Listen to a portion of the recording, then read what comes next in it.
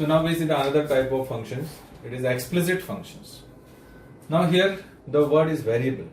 Now we know that what is variable and what is a constant. Constant का मतलब होता है they are not change their values, and variable का मतलब they are changing their values. That means y is any value 1, 2, 3, 4 like this way. X is also any value 1, 2, 3, 4 like this way. So if the variable y is expressed in terms of x explicitly, इसका मतलब ये होता है कि कोई भी function जिसमें y equal to f x होता है, यानी y equal to x square, y equal to x square plus 3x plus 5, y equal to sine x plus tan x plus cos x, यानी y इक्वल टू जो भी x के form में आता है, यानी x और y टोटली अलग अलग दिखते हैं, y LHS में दिखता है और x RHS में दिखता है। तो ऐसे जो फंक्शन होते हैं जो x और y को टोटली अलग करते हैं, such type of function we have to say that it is the explicit function. जैसे कि y is equal to x square, आप इसको fx कह सकते हैं, आप इसको भी fx कह सकते हैं, इसको भी fx कह सकते हैं। fx का मतलब होता है N expression which contain x, here also fx an expression which contain x, here also fx an expression which contain x. That means y is expressed in terms of x, then such type of function is called as a explicit function. Now the another one, implicit function. Now in case of implicit function, if the variable x and y are not separated from each other, यानी explicit में क्या था कि x और y separate हो जाते थे, लेकिन इम्प्लिसिट में उससे उल्टा है। इम्प्लिसिट में क्या होता है कि x और y दोनों अलग अलग नहीं होते हैं। Such type of function in which the x is not expressed in terms of y or y is not expressed in terms of x, then such type of function is called as a implicit function.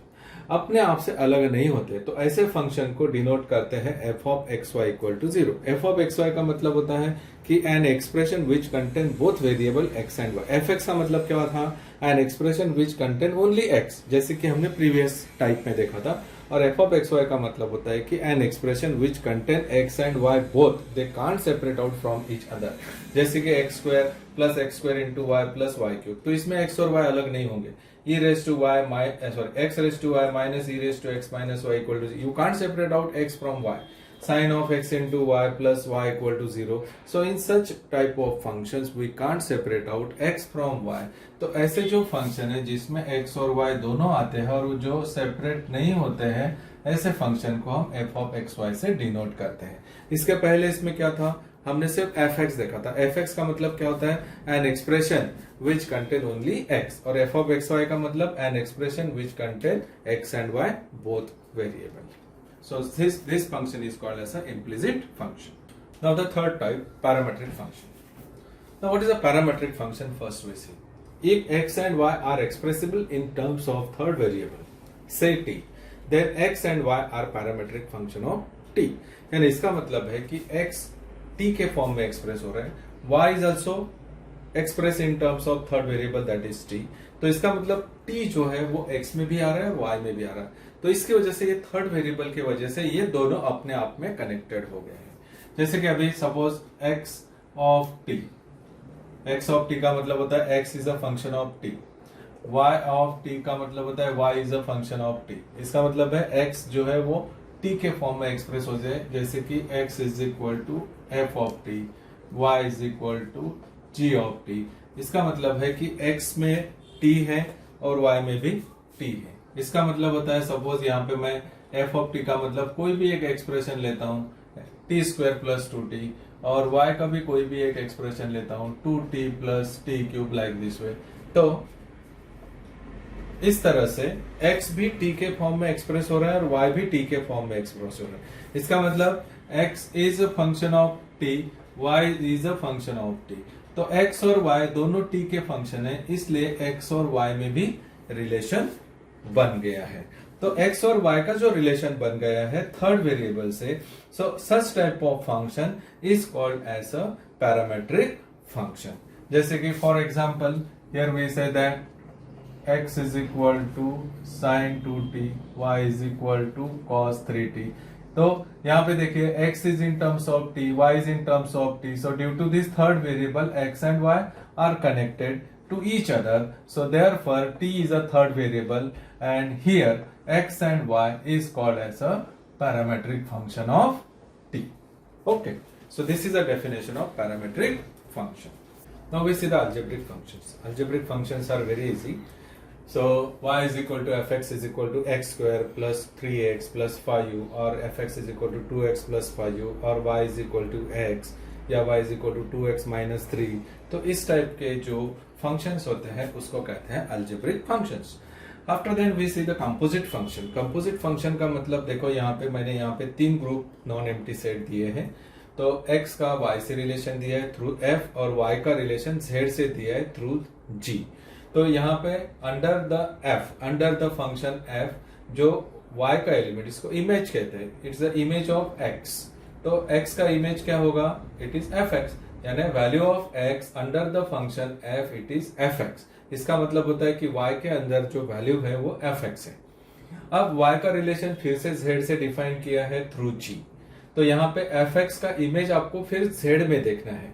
तो fx का image under the function g is g of f of x. तो इस तरह से आप continue कर सकते हैं. You have to take 4 group, 5 group, 6 group, so many groups you have to take you. तो x का image under f fx, fx का image under g of f of x. तो इसका मतलब प्रॉब्लम ये है कि मैं x का वैल्यू यहाँ पे चेंज करता हूं तो सीधा रिफ्लेक्शन यहाँ पे दिखेगा. अगर मैं यहाँ पे x स्क्वायर रखता हूं तो यहाँ पे f ऑफ x स्क्वायर आएगा, यहाँ पे g of f of x square आएगा. तो इस तरह से अगर मैं इधर का वैल्यू चेंज करता हूं तो सीधा डायरेक्ट रिफ्लेक्शन जो है वो लास्ट ग्रुप में होता है. तो इसका कनेक्शन लास्ट ग्रुप में है. तो x का इमेज fx का image g of f of x. So that g of f of x is also denoted by g o f of x. क्या डिनोट करते हैं? g o f of x और g of f of x. Such type of function is called as a composite function. जैसे कि log of sin x, cos of sin log of x, या sin inverse of tan x. Like this way, कोई भी function जो है, function के अंदर जो दूसरा फंक्शन होता है, we have to say that it is a composite function. Okay. Now here transcendental functions.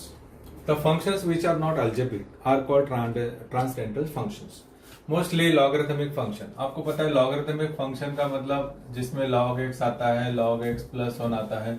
ऐसे जो टर्म्स आते हैं, जिस फंक्शन में log x प्लस 1 आता है उसको लॉगरिथमिक फंक्शन कहते हैं. एक्सपोनेंशियल आपको पता है e raise to x, a raise to x या 7 रेज टू x. ऐसे जो टर्म्स आते हैं उसको एक्सपोनेंशियल कहते हैं. तो फंक्शन में अगर इस तरह से टर्म्स आते हैं तो उसको एक्सपोनेंशियल फंक्शंस कहते हैं. ट्रिग्नोमेट्रिक का आपको पता है, जैसे कि sin x आता है, sin स्क्वायर x आता है, cos x आता है. ऐसे टर्म्स अगर फंक्शन में आते हैं तो उसको ट्रिग्नोमेट्रिक फंक्शंस कहते हैं. इनवर्स ट्रिग्नोमेट्रिक का मतलब क्या होता है? साइन इनवर्स आता है, cos इनवर्स आता है, tan इनवर्स आता है. तो ऐसे एक्सप्रेशन जिसमें इनवर्स ट्रिग्नोमेट्रिक फंक्शंस आते हैं वो we have to say that it is a inverse trigonometric functions. So तो लॉगरिथमिक फंक्शन जिसमें लॉग आता है, एक्सपोनेंशियल फंक्शन जिसमें एक्सपोनेंशियल फंक्शंस एक्सपोनेंशियल टर्म्स आते हैं, ट्रिग्नोमेट्रिक फंक्शन मीन जिसमें ट्रिग्नोमेट्रिक टर्म्स आते हैं, इनवर्स ट्रिग्नोमेट्रिक मतलब उसी में इनवर्स ट्रिग्नोमेट्रिक टर्म्स आते हैं. So in such type of functions is called as a transcendental function. जैसे कि y is equal to e raise to 2x. ये कौन सा फंक्शन है? ये एक्सपोनेंशियल फंक्शन है. ये कौन सा फंक्शन है? ये लॉगरिथमिक फंक्शन है. ये कौन सा है? ये ट्रिग्नोमेट्रिक है. ये कौन सा है? ये इनवर्स ट्रिग्नोमेट्रिक है. तो इस तरह से we have to define the different types of functions. Now here we see the another function, constant functions. So what is the concept of constant function? In constant function, we get the value of fx is constant, just like 10 fx equal to k. That means this right hand side not contain any variable. So when the value of the function fx is constant, that time that function is called as a constant function. Now we see the very simple example. Find a if fx is equal to ax plus 10 and f of 1 is given, it is 30. तो कैसे find out करेंगे a का value? तो fx मैंने लिया है ax plus 10 as per given and also they are given f of 1 equal to 30. अभी मुझे क्या फाइंड आउट करना है? a का वैल्यू फाइंड आउट करना है. तो मुझे f of 1 ऑलरेडी दिया है. इसका मतलब मैं क्या करता हूँ कि ये x की जगह मुझे 1 पुट करता हूँ. So we have to substitute x equal to 1 in 1. तो क्या हो जाएगा? f of 1 is equal to a into 1 plus 10. So now again they are given f of 1 is 13, तो इस f of 1 की जगह मैं 13 पुट करता हूँ. So 13 is equal to a into 1 is a plus 10. So therefore a is equal to 13 minus 10, and here we get the value of a is 3. Now here the fx is given tan x. Then we have to show that f of 2x is equal to 2fx upon 1 minus fx square. So we know that this is totally related with the formula, trigonometric formula. तो देखिए कैसे find out करना है. Here fx is tan x. Now what we want, x की जगह क्या put करना है? Put x is equal to 2x. तो f of 2x is equal to tan of 2x. अब tan of 2x का फॉर्मूला आपको आना चाहिए. tan of 2x का फॉर्मूला है 2 tan x upon 1 minus tan square x. ये लास्ट टाइम किया था हमने प्रूव, तो वही फॉर्मूला यहाँ पे लिखो 2 tan x upon 1 minus tan square x. Now what is our tan x? Tan x is nothing but our fx. तो ये हो जाएगा 2fx upon 1 minus fx whole square. So in such a way, we have to prove here f of 2x equal to 2 into fx upon 1 minus fx square. So here fx is given 1 upon 1 minus x. We have to show that f of x equal to x. So it is clearly it is a composite function. Function के अंदर दूसरा function है, तो इसका मतलब है ये clear है कि ये composite function है. f of g of x, f of x, g of f of x. These are all the type of a composite function. तो सबसे पहले भी मुझे क्या करना है? f of x पुट करना है. तो क्लियर है कि जब मैं x की जगह fx पुट करता हूं तो मुझे f of x मिलता है. तो देखिए given that fx is 1 upon 1 minus x. अब मुझे क्या चाहिए? अभी मुझे f of x चाहिए. तो put x is equal to fx. तो ये x है, x की जगह पे मैं fx पुट करता हूँ. तो f of x, तो इस x की जगह मैंने fx पुट किया. So replace all x by fx. तो जितने सारे x है, जैसे कि ये x की जगह fx पुट किया, तो ये x की जगह भी मुझे fx पुट करना ही होगा.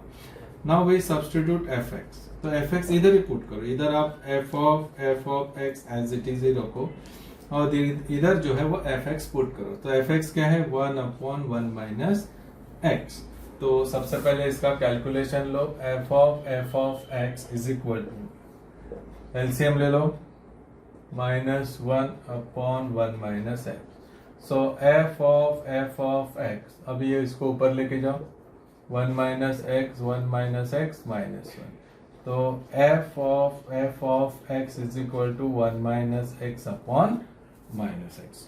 तो इसका मतलब क्या हुआ कि 2 f हो गए. अभी मुझे फिर से तीसरा f चाहिए. So again put x is equal to fx. तो क्या हो जाएगा? f of fx, यानी ये x की जगह भी मैंने fx पुट कर दिया है. तो इधर भी x की जगह fx हो जाएगा और माइनस fx हो जाएगा. Now again we substitute fx is equal to 1 upon 1 minus x. तो देखिए यहाँ पे फिर से fx की जगह 1 अपॉन 1 माइनस x पुट करो, तो क्या हो जाएगा? तो f of fx is equal to, तो 1 minus 1 upon 1 minus x minus 1 upon 1 minus, LCM ले लो, अपॉन -1 अपॉन 1 माइनस x. तो ये कैंसिल हो गया. तो देखिए क्या आएगा यहाँ पे? So it is 1 minus x minus 1 upon -1. तो ये कैंसिल हो जाएगा. So it is f. So f of fx is equal to x. So you read it carefully again, once again, and try to solve separately.